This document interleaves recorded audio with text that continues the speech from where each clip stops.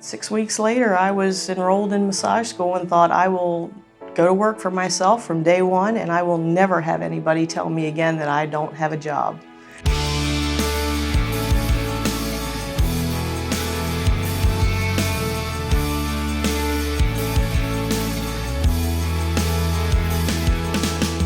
Welcome back to Frederick Advice Givers, episode 197. Our friend, my dear friend, Leanne Little with Little Massage is joining us for this week's episode. She was on about 100 episodes ago. Something like that. Yeah. Wow. 2.5 years ago, before we had the video part of the podcast. So I want to announce today on Advice Givers that we've got 4 more episodes left. So that's why I've been pushing so hard. I want to kind of wrap up with people that are really special in my life. So my mom, I've been actually pushing my mom. My mom's going to be the next episode. Awesome. And that's how much I think of you. Flattered. That's how much I think of you. So Leanne Little Massage here in Walkersville. For our audience, Leanne, that doesn't know you, everybody knows you. You're on WFRE, you're donating your time, you're giving back to the community a lot. But for our audience that doesn't know you, give us your backstory. I am born and raised in Frederick County. I don't know how many of us can still say that, but I can say that. 53 years strong. Started out in Imesville, Monrovia area. Lived in 6 different houses in that area before I was 10. And then ended up in the Walkersville, Woodsboro, Frederick for a slight time. But like I said, Frederick County is my home, and I love it here. Wouldn't want to be anywhere else. Where did you go to high school?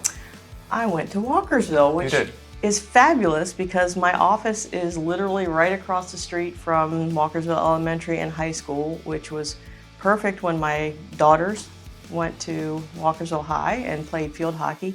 I could actually stand here and look out my window and see them on the hockey field. So how long have you been in this building? I have been in this building since I started my practice almost 10 years ago. Oh my God. July will be 10 years. Good for you. What did you do prior to massage? So that's a great story. I went to college to be a finance business major. Business was always my thing. Didn't know any different, all the healthcare professions. So when I graduated, I was in banking for 20 years as a commercial lender for the last 16 of those. Where were you? I was at Frederick County Bank. FCNB, we got bought by BB&T. We left and started Frederick County Bank, helped start that bank and was with them up until 2008. So what was that point, or what was that pivotal moment, or like when was that, hey, I want to get out of this and start this? And Well, it wasn't really my choice, to be honest. I helped start that bank. I thought I would retire from that bank, and actually it was 2009. I walked into work one day and was told I didn't have a job. So I had no idea. Yeah, I had no idea either. It was kind of a big slap in the face. Wasn't expecting it. But things, a lot of people say happen for a reason, and in hindsight, whatever that reason was, put me where I am today, because literally within a week of losing my job and contemplating whether I wanted to stay in banking, and that's what I had known, I was good at my job and thought, all right, do I want to stay in this very stressed out industry, or do I want to do something different? And I went home that day and my husband looked at me and said, well, you thought about going to massage school, now's your chance. And I thought, good idea. And I decided 6 weeks later I was enrolled in massage school and thought I will go to work for myself from day one, and I will never have anybody tell me again that I don't have a job. Commercial lending and banking in general is tough. 2 miles down the street here, my cousin Sean Quill, who also went to Walker, you know Sean, right? Yes, I know Sean, and we were actually competitors back in the day. He worked commercial for lending. some competitive banks, and we went up against each other a few times on some deals. I usually beat him, but good guy. Well, we won't say that. So yeah, he's he got out of banking too, and he has a insurance agency right down here. Yep. So And he went to Walkersville too. Small world. It is So a small Frederick's world. a small. It is a very as fast small as it's growing with these. I'm looking out your building here. Yes. This Ryan Homes of 80 to 100 homes across this. How many? 103 is what I'm told. 103. As big as Frederick's growing, it's still a very small community, and that's why you are a founding member of Impact Club. Go Impact Club. I'm sorry, I forgot to wear my shirt today. You're a big supporter. Yes. You are, the entire reason why we got that beautiful write-up last quarter in the Frederick News Post. It was because of you and your perseverance to get the FNP there. So I want to thank you personally. It's all about connections. It is. I want to thank you personally and threatening people too. You threatened with bodily harm if they didn't come, so we thank you for that. All right, so I do thank you for helping supporting Impact Love Club. Impact Club. Love Impact Club. Thank you. So let's take this back to a personal question. What's the last purchase that you splurged on for yourself or your family, or a trip, a car, or whatever? So the last splurge was probably more out of necessity than anything, and that was back in 2017. Okay.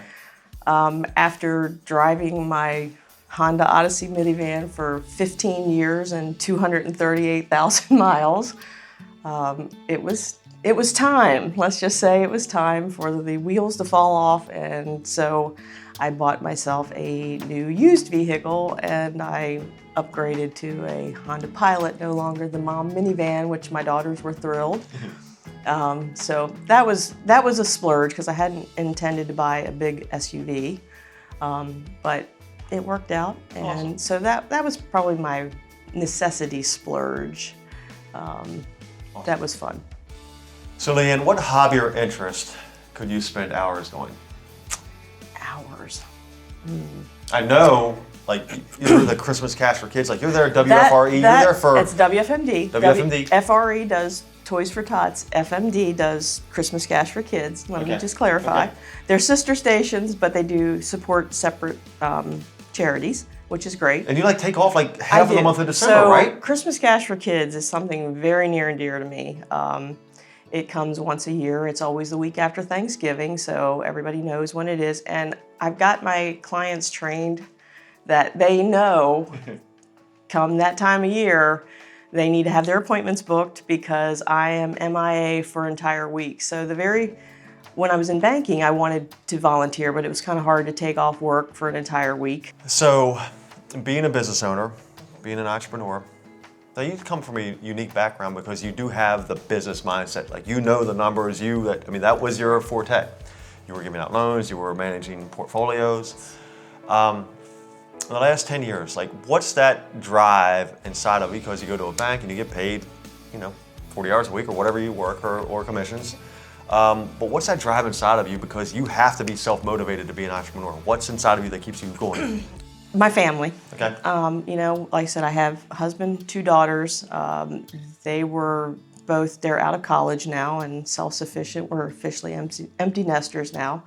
But when I started this, my oldest was just graduating high school and getting ready to go to college. So there were college bills, and there are still college bills. So, my family's my motivation.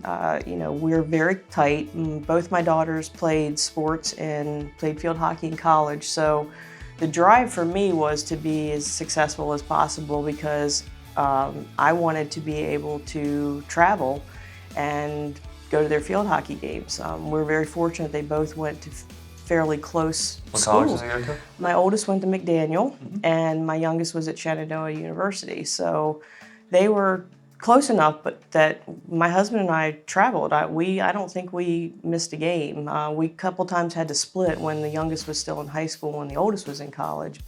So that was my motivation, is to have that flexibility and drive my own schedule as my own boss, so that when we wanted to, we could pick up and go. And that's family. It's all about my family. Yeah, that's one thing. Being an entrepreneur does afford you that flexibility. I coach both my kids basketball, soccer. And it's being there. But I'm working at 10. Last night I was working at 10 till midnight.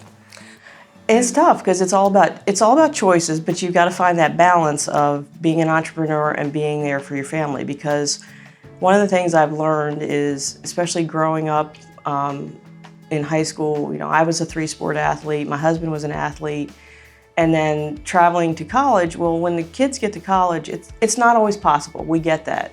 But to see those kids that get the support from their parents being able to be at the games is huge. And it only comes around once. Work is always going to be there. And I don't want to look back at the end of the day and say, oh, gee, I wish I'd worked more. Nobody ever says nobody that. does that. Nobody ever says that. And the old adage that our parents always told us, oh, they grow up so quick and it goes by so quickly, is so true. So that was a choice we made. It worked for us. I get that it's not totally possible for everybody, but as much as we could, that was our goal and we made it work for us. All right, Leanne, so what advice or shortcut would you give somebody just starting out in business? And it can either be specifically business or it can be massage. So either way you want to go with that. I could go both of those, because one of the things I've learned, like you said, I had a business background. That was my, what I studied in college. So I was kind of the oddball in massage school. Number one, I was older. Number two, I had business experience. In the massage industry, that's the biggest, I don't want to say complaint, but shortfall probably of new therapists is we go to school, but we're learning anatomy, physiology, pathologies, and all kinds of ologies, but they don't really do a good job of teaching them about business. And that is a huge shortfall when it comes to opening, if they decide to open their own practice, or even when they go to as an employee, because there's a constant battle of what you're expected as an employee and the pay structure versus being your own business owner. So my advice is to do your research. If nothing else, take 1 or 2 business classes or get a mentor. All right, Leanne, in the last 3 years, what's a choice that's led you to where you are today? Could either be professionally or personally. A choice that's led me where I am. Well, in the last 3 years, probably the fact that my kids are grown and moving on to that next level, and no grandkids yet, right? No grandkids. I do have one that's engaged now, so a wedding in the future at some point. So that's a big motivation. And my husband would like to retire. So What's your husband do? he has worked for Frederick County government for the last 31 years. Okay. So he would like to retire. And so You guys need to do that traveling you're talking about. we need to do that traveling. All right, Leanne, you're episode 197. I've sat across the microphone or the seats from 196 other entrepreneurs and business owners. I love asking questions and learning about people, so I want to flip the script and have you ask me a question. Okay, so you've been in Frederick County for a long time. 43 years. Okay. I just found out today I'm 10 years younger than you. Okay, so what is the best part of being in this county? Because, being in this county for that long, we get the jokes of being a Fredneck, we get the jokes of being farm country. But what's the best thing about being in business in Frederick County for you? There's a couple things. Number one is what we alluded to initially, is that Frederick's like a really small county, personally.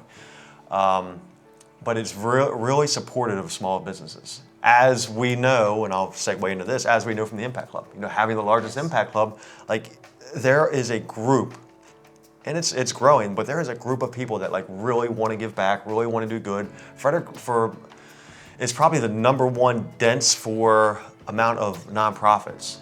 Frederick has a huge nonprofit sector. Which we realized, dude, that first Impact Club, I had no idea the number of charities that exist in this county. Yeah, it's untapped. It's amazing. And the cool thing is, even with business owners, I'm in real estate, you're in massage, I know you have friends in massage, we all kind of compete against one another, and besides a few outliers that just are frankly are assholes, besides in any business, we all get along. We all try to help each other out. Absolutely. So just the camaraderie and community of Frederick is very cool. And the second thing is, man, I've been around the world, not all different countries, but probably 4 or 5 different countries, and downtown Frederick is downtown Frederick is really cool. It's really cool place. Like there's shops, there's small shops, there's great dining, there's theater. I mean, downtown Frederick is a really, really, really cool town. It's a best kept secret. It is. It's awesome. Final two questions here. Okay. What failure and or loss has helped shape the person that you are, like your morals, your values? Okay. So there's probably two things that come to mind, and they were at different times. First was probably the loss of my dad unexpectedly the week before my wedding. He was hit by a drunk driver. Yeah. So I was just shy of 21 when I got married. So that was a pretty significant loss, and especially to happen the week before my wedding. So that was significant for me because, number one, it made me realize how strong my husband is and how much we fit together, because he was my rock and has been for 32 years. But it also gave me an appreciation really early on to live life for now. He had just retired and was just starting to enjoy, quote, retirement. And I had said, I'm not gonna live for the what if. I want to live for now and enjoy what I can while I have it, because we never know when it's going to end. And unfortunately, we just saw that recently with the death of Kobe Bryant and his family and the others on board. The second piece of that, I think sometimes, I don't know if we need reminders or just life throws them at us, was what brought me to this. When I walked into work that day and was told I didn't have a job anymore. Obviously, that shaped me being here, because otherwise I would probably be a very stressed out banker, not living life like I am and have been and loving my life. So that piece was sort of, felt like a failure, but it was also a loss because I had helped start that bank and it felt like a loss. But I also felt like a failure because I lost my job. But it also helped shape me because, by God, I came out a fighter even stronger and with a, kick-ass attitude, like, this is not going to stop me. I am going to persevere. And like I said, I will never have anybody tell me I don't have a job again. Right. So I would say those are two. You were one of the most positive people that I've ever met, and your heart is ginormous. Well, thank you. There's a side you probably haven't seen, though. Probably not. I haven't seen you upset, so I'll stay on the positive side. All right, Leanne, so where do you see yourself in 3 years and then in 10 years? So 3 years, I see myself here still. Okay. Because I started. When are grandkids coming? When are grandkids coming? You know what? I just want. I'm gonna have to have a talk with your daughters. I just want my girls, to have those significant others in their life that treat them well, that they can enjoy life for a while before kids. Right.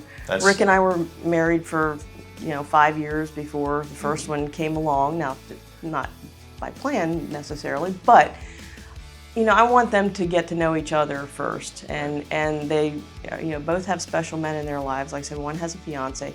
So 3 years from now, yeah, I hope to have maybe, maybe, who knows what the future holds. But as far as my business goes, I'm still here. I'm still growing because by natural attrition, age, whatever, people moving.